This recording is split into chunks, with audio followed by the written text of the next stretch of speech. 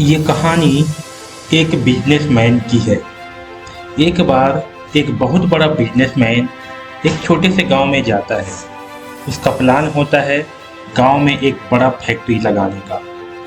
वो एक ऐसी जगह पहुंच जाता है जहां पर उनके सामने नदी होती है और नदी के दूसरे तरफ वो गांव होता है। अब उस बिजनेसमैन के पास दो ऑप्शन होते हैं। पहला कि वह सड़क के रास्ते नदी को घूम करके उस गांव तक पहुंचे, जिसमें करीब 8 घंटे लगेंगे, क्योंकि डायरेक्ट कोई रास्ता नहीं है उस गांव तक पहुंचने का।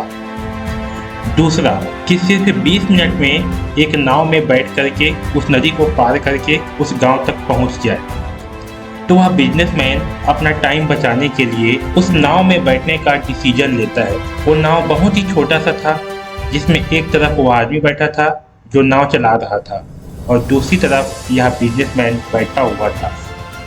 नाव में बैठने के थोड़ी देर बाद उस बिजनेसमैन ने उस नाव वाले से पूछा, तुझे पता है तेरी नाव में कौन बैठा है?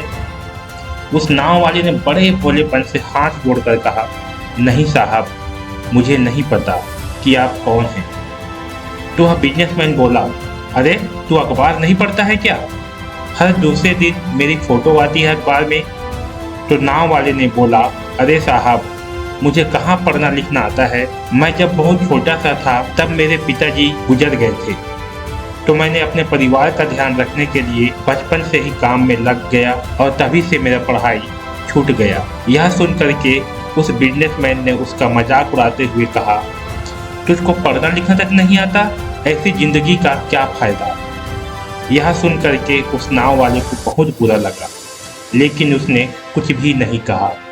थोड़ी देर बाद वो बिजनेसमैन उस नाव वाले से बोला, अभी कुछ ही दिन बाद यहाँ सामने जो तू जमीन देख रहा है, यहाँ पर मेरी बहुत बड़ी फैक्ट्री होगी, जहाँ पर हमारे ब्रांड की मिनरल वाटर की बोतलें बनेगी। उस नाव वाले को बात समझ नहीं आई। उसने कहा, क्या बनेगा साहब?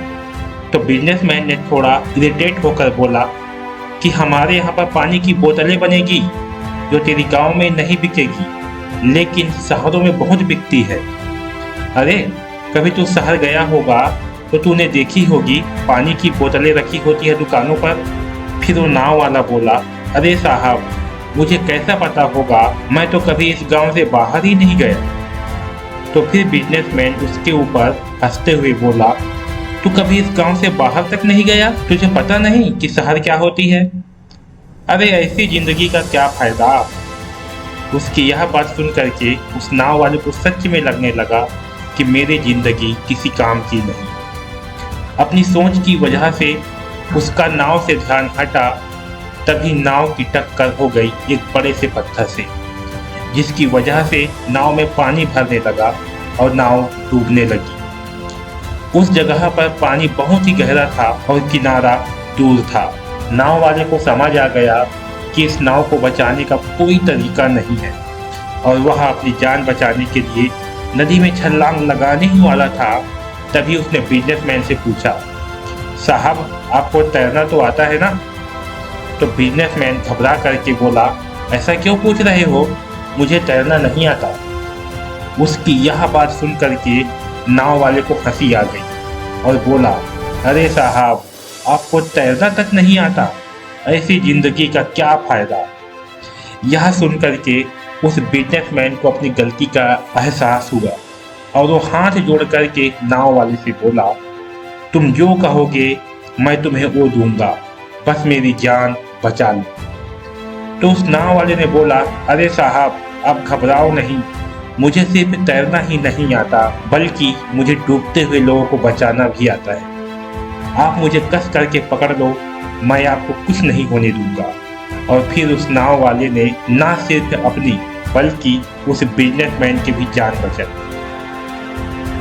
यह छोटी सी कहानी हमें सिखाती है कि हमें जिंदगी में कभी भी किसी का मजाक नहीं उड़ाना चाहिए या उसको अपने से कम नहीं समझना चाहिए, क्योंकि हमें नहीं पता कि हमें कब, कहाँ और कैसे किसकी ज़रूरत पड़ जाए। लास्ट में बस यही कहना चाहूँगा, एक छोटी सी कहानी हमें बहुत कुछ सिखाती है। ज़िंदगी में हमेशा कुछ नया सीखते रहिए और आगे बढ़ते रहिए, क्योंकि सीखना बंद तो जीतना बंद।